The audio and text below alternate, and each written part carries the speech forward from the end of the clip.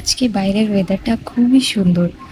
আকাশে এতটাই মেঘ করে আছে, মনে হচ্ছে যে বৃষ্টি হবে। আর বৃষ্টি হলেও না ওয়েদারটা বেশ একটা ভালো লাগে, আমার তো বেশ ভালো লাগে, জানি না সবার কেমন লাগে। আর এই বৃষ্টির মধ্যে আজকে মা জানো গুড়ের পায়েস রান্না করেছে।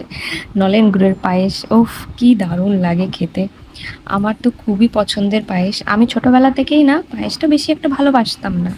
যখন একটু বড় হওয়া শুরু করলাম, আমাদের না বাড়ির সামনে একটা মন্দির ছিল, আর ওখানে না ভোগে পায়েস রান্না করতো। আর ওই পায়েসটা খেতে যে কি দারুণ লাগতো, তখন থেকেই না আমি একদম পায়েস প্রেমী হয়ে গেছি। আর আমার পায়েস খেতে খুবই ভালো লাগে জানো তো।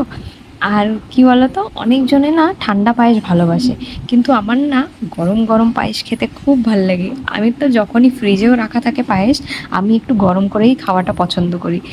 আর আমার শাশুড়ি মা না খুবই সুন্দর পায়েস রান্না করে। এতই সুন্দর রান্না করে কি পুরো বাড়িতে এত সুন্দর স্মেল হয়ে যায়, মনে হয় যে কখন রান্না হবে, কখন রান্না হবে, কখন একটা বাটিতে নিয়ে খাবো গরম গরম পায়েস। আর এই দেখো পায়েস খেতে খেতে বাইরে বৃষ্টি শুরু হয়ে গেল। আর আমিও এখন খুবই সুন্দর পায়েস রান্না করি জানো তো। আমার শাশুড়ি মায়ের কাছ থেকেই শেখা পায়েস রান্না করাটা। আর চিনিরও ঘুম পেয়ে যাচ্ছিল দুপুরে খাওয়ার পরে, এখন বাজে 3টা। আর এই যে চিনিকে আমি ঘুম পাড়াতে নিয়ে এসেছি রুমে। তো চিনি তো নিজেই গান করতে করতে ঘুমিয়ে পড়েছে, আর আমি ওকে বেশিরভাগ গান করে ঘুম পাড়াই, না হলে মা ঘুম পাড়ায়। তো আজকের ভিডিওটা এখানেই শেষ করছি, আবার দেখা হবে নতুন একটা ভিডিওতে। বাই।